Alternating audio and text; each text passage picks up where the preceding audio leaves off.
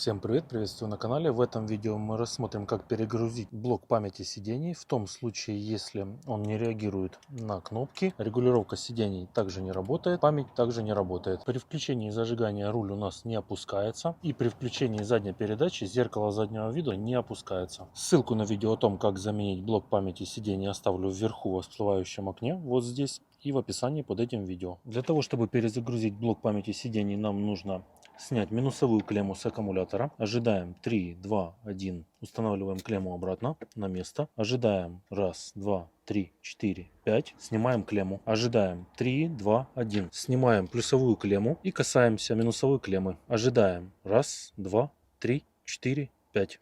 Рассоединяем. Далее подключаем плюсовую клемму и подключаем минусовую клемму. И проверяем. Поворачиваем ключ зажигания в предпусковое положение. Руль у нас опускается. Также руль у нас реагирует на регулировку. Сейчас проверим зеркало заднего вида. И проверяем зеркало заднего вида. Переводим кнопку регулировки зеркал в правое положение. Включаем заднюю передачу.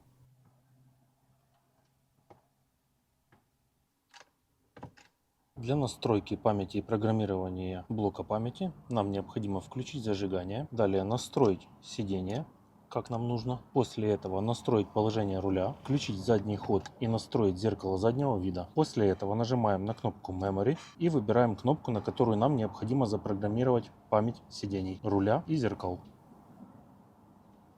И проверяем. И нажимаем третье положение. Наше сиденье, руль и зеркало возвращаются в заданные настройки, которые мы только что настроили.